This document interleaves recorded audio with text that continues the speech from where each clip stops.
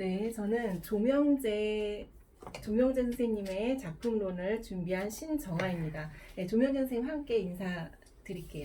예, 조명재입니다.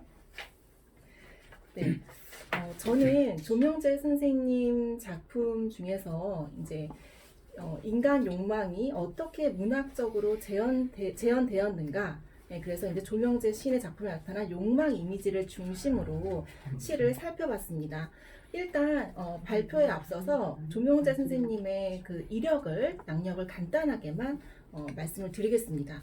조명재 선생님은 경북 청송 출생으로 시인이자 문예 비평가입니다. 중앙대학교와 동대학원 국어국문학과를 졸업했고요.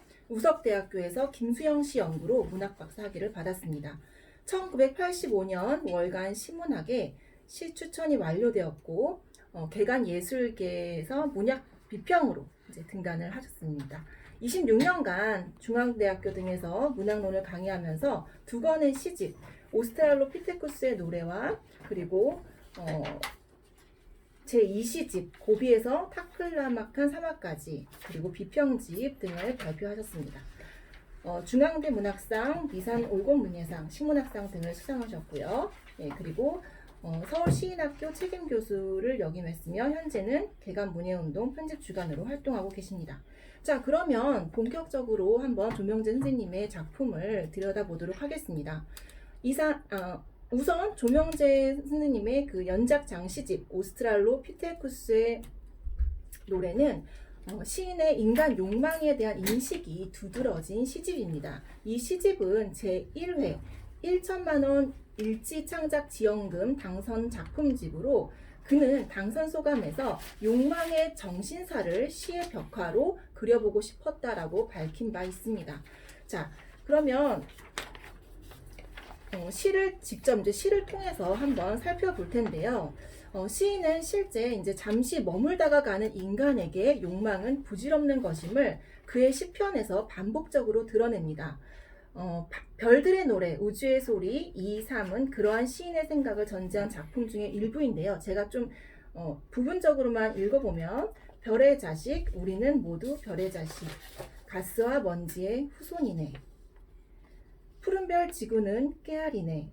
욕망하는 그대여 깨알이네. 깨알에 붙어 사는 그대여 탐욕은 부질없네.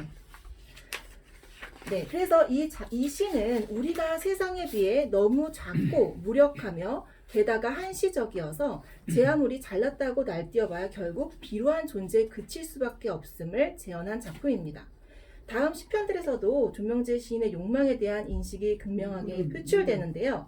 자, 이번에는 조명재 선생님의 육성으로 직접 시를 좀 들어보겠습니다. 이게 전문은 아닌데 일부를 제가 좀 예, 시 그리운 나라 삼천 일부입니다.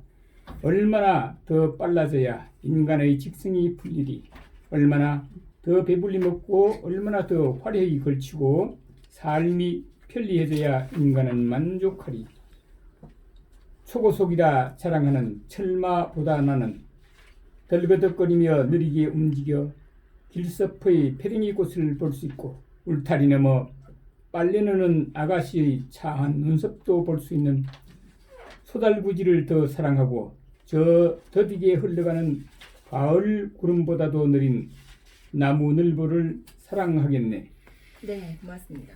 욕망이 끝없는 것이라는 사실은 우리의 일상생활에서도 늘 경험하는 일입니다. 욕망은 유한성을 넘어서려는 무한에 대한 욕망이며 인간은 자신의 유한성에 만족할 수 없고 타자의 무한성과 하나가 되기를 욕망합니다. 레비나스에 따르면 욕망은 끝내 충족될 수 없습니다. 욕망은 성격상 하나의 대상이 주어지면 또 다른 것을 갈망하게 되는데요. 욕으로 표현될 수 없고 자신도 모르는 환상적 대상을 쫓기 때문입니다. 오히려 채워지면 채워질수록 더 커지는 것이 그 욕망입니다. 위의 시는 이와 같은 인간의 욕망을 고스란히 담고 있습니다. 얼마나 더 빨라져야 인간의 직성이 풀리리, 얼마나 더 배불리 먹고 얼마나 더 화려히 걸치고 삶이 편리해져야 인간은 만족하리 라는 시구는 인간의 욕망에 한계가 없음을 다소 직설적인 목소리로 호소하고 있습니다. 시인이 비판적인 어조로 문제 삼는 대상의 핵심은 인간이 현재의 삶에 만족하기보다는 최종의 목표도 없이 무조건적으로 더 나은 삶을 추구하는 현실입니다. 그 과정 또한 초고속인 탓에 삶의 여유를 망각한 지금에서는 길섭의 페랭이 꽃을 볼 수 없고 느린 나무늘보를 사랑할 수도 없습니다. 화자는 무엇보다 철마와 소달구지를 대조하는데요. 빠르게 가는 것에만 집중하다 보면 삶에서 더욱 가치 있고 소중한 것을 놓칠 수 있음을 재현한 것입니다. 자, 이러한 욕망에 대한 대립적인 시각은 초고속 철마와 소달구지, 그 느린 삶을 대조하는 것에서 더욱 철저하게 드러납니다. 자, 그러면 다음 작품, 이것도 마찬가지로 전문은 아니지만 좀 한번 선생님 읽고 부탁드릴게요. 네. 시 물신의 노래 14. 인간의 욕망이 몽골의 아름다운 초원을 저렇게 황량한 사막으로 만들어버린 것인가요? 중략. 초원이 아니라 광활한 모래언덕뿐이네요. 메마른 풀밭에서 죽어 널브러진 양들이 말라 비틀어진 걸레처럼 사그러져 가고 있네요. 네, 신의 영역에 대한 인간의 도전은 인류가 진화해오는 동안 계속되어 왔습니다. 인간은 오랜 시간 반복된 경험을 통해 절대적으로 여겨지던 자연을 조작할 수 있음을 알았는데요. 위의 시에서 몽골의 아름다운 초원은 황량한 사막이 되었습니다. 인간의 욕망은 메마른 풀밭과 죽어 널브러진 양들을 남겼습니다. 메마른 풀밭과 죽은 양은 인간을 제외한 생명체, 예를 들면 동식물을 대변하는 소재입니다. 특히 죽은 양은 말라 비틀어진 걸레에 비유되고 있습니다. 오랜 기간 사용하지 않은 쓸모없는 이미지를 말라 비틀어진 걸레는 연상시킵니다. 쓸모없음은 다시 말하면 생명력을 다한 것과 같은데요. 이것은 물기가 없고 기름지지 아니한 메마른 풀밭과 백구를 이루면서 그 의미가 더욱 증폭됩니다. 노자는 만물이나 초목들도 살아있을 적에는 부드럽고 여리지만 죽고 나서는 말라서 빳빳해진다고 하였습니다. 굳고 강한 것은 죽음의 무리이고 부드럽고 약한 것은 삶의 무리인 것입니다. 이와 같은 노자의 사상은 다음 작품 청산 히말라야의 노래 4에서도 나타납니다. 자, 이 작품은 천산 히말라야의 노래 4의 이제 시의 배경은 중국 초나라 고연 고긴리로 노자의 출생지이며 현재 하남성 노급편으로 불립니다. 초의 고긴리 가장 허름한 오두막은 바로 노자의 거처지이며 흰 수염의 도사는 다름 아닌 노자를 가리킵니다. 또한 선들바람처럼 사는 노자는 곧 인간과 자연의 하나됨을 몸소 행하여 보여주는 인물입니다. 그는 가장 훌륭한 것은 물처럼 되는 것이라 하였는데 이유인즉슨 물은 모두가 싫어하는 낮은 곳을 향하여 흐르기 때문입니다. 물은 아래로 흐르면서 온갖 사물을 적셔주지만 다투거나 자랑하지 않습니다. 그가 말하는 최고의 선은 물과 같은 것입니다. 강과 바다가 온갖 골짜기에 으뜸이 된 까닭은 가장 낮은 곳에 있으면서 세상에 더러운 것도 마다 않고 받아들여서입니다. 자, 물보다 약한 것은 없지만 단단한 어느 것도 끝내 물을 이길 수는 없는 것입니다. 그리하여 물은 이 시에서처럼 아래로 흘러 백곡의 왕자가 되었습니다. 그는 시인은 비움으로써 하늘에 오른 신성과 같을 수 있는 것입니다. 자, 한편 조명제의 신이 발표한 작품 중 이 새를 소재로 한 시편들이 좀 다양하게 있는데요. 그 시편들에서도 비움의 이미지는 어김없이 등장을 합니다. 이것은 이제 다음 장에서 이어서 살펴보도록 하면요. 조명제 시인의 시집에는 새의 소재가 심심치 않게 등장합니다. 그는 다양한 시편에서 새를 응시하면서 모든 탐욕을 버리고 욕망에서 자유로워진 새의 이미지를 형성합니다. 선생님 짧은 시 종달새 한번 읽어봐 주세요. 종달새 얼마나 좋겠니?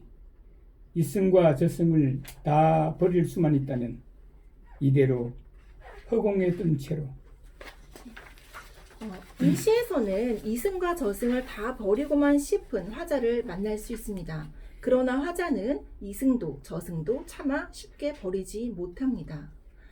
허공에 뜬 채로라는 식구에 화자가 지향하는 삶이 그대로 투영되어 있습니다. 허공은 다른 것을 막지 아니하고 또 다른 것에 의하여 막히지도 아니하며 사물과 마음의 모든 법을 받아들이는 공간의 의미가 있습니다. 이때 사물은 인간이 추구하는 모든 것이며 마음은 그 사물을 바라보는 인간의 욕망을 뜻합니다.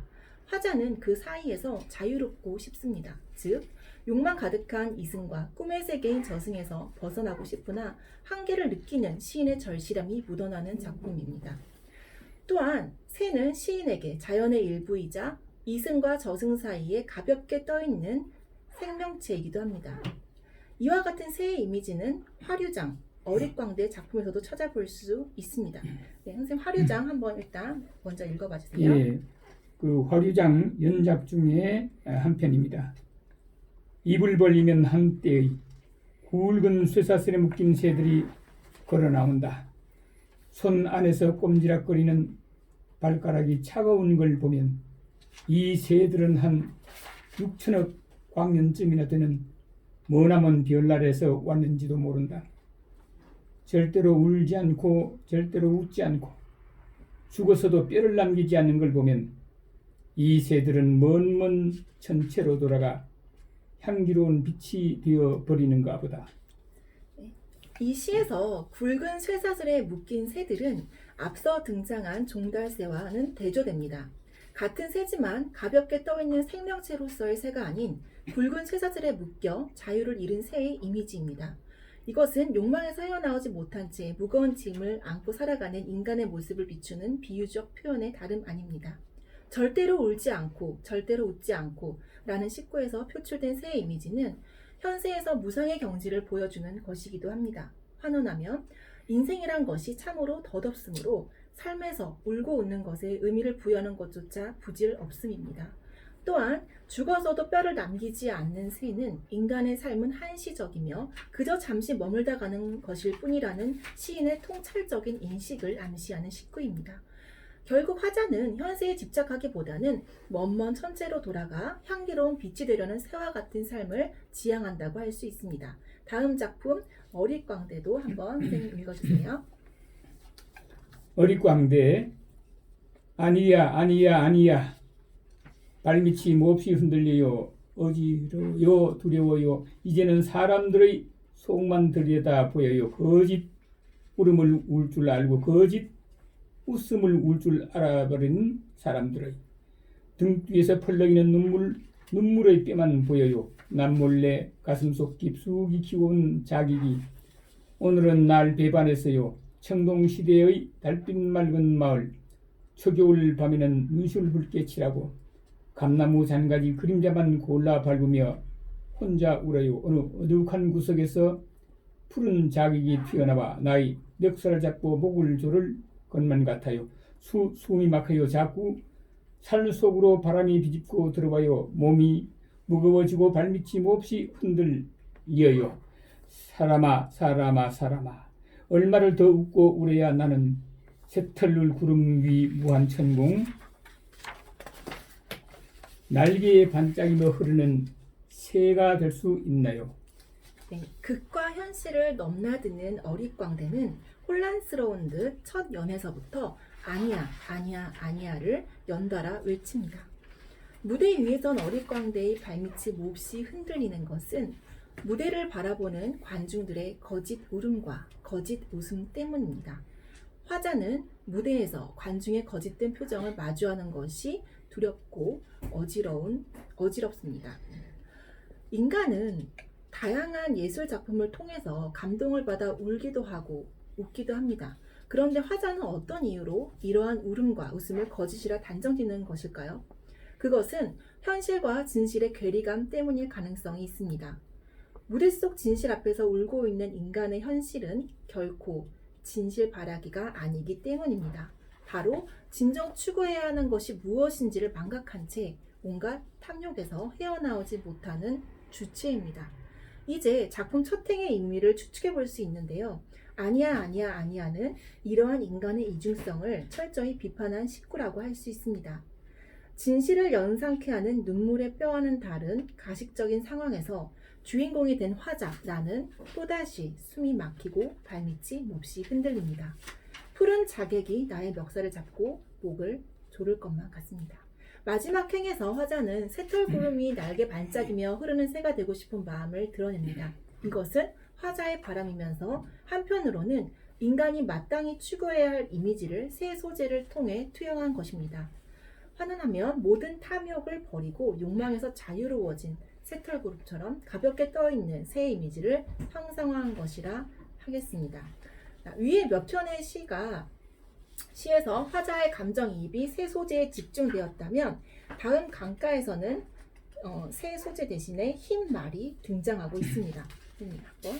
예, 시 강가에서 내 마음을 알기라도 하듯 나의 흰말은 강가에서 묻는다.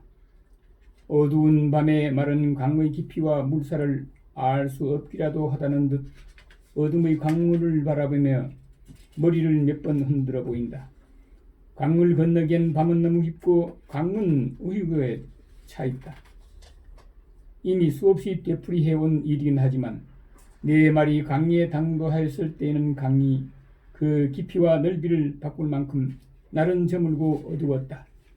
이럴 때 나의 강안을 거슬러 오르다가 말머리를 돌려 자작나무 숲속으로 들어간다.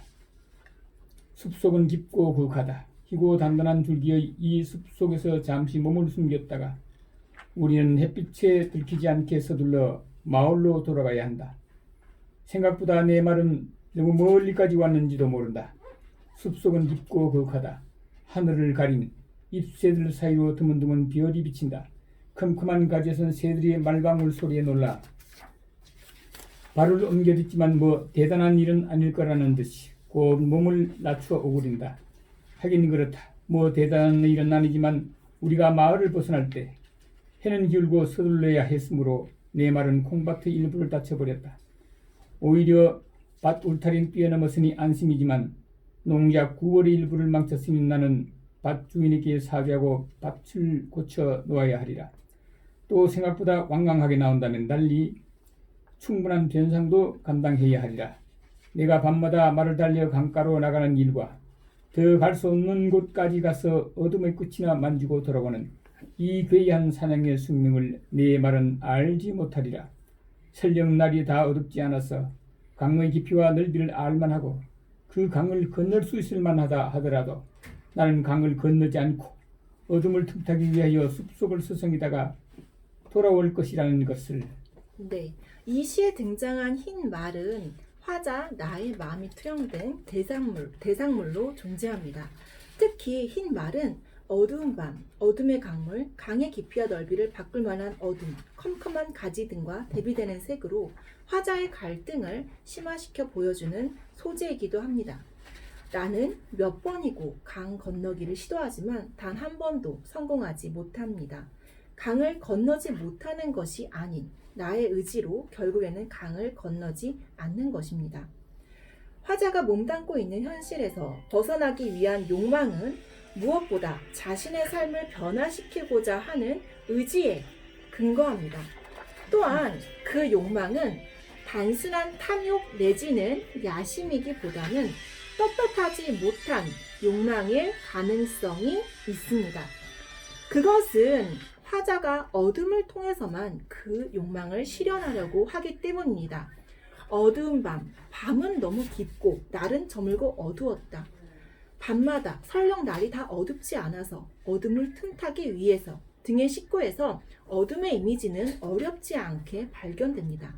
특히 햇빛에 들키지 않게 서둘러 마을로 돌아가려는 나, 해가 기울자마자 서두르는 나는 밝음 앞에서 떳떳할 수 없는 화자의 심리를 고스란히 드러냅니다.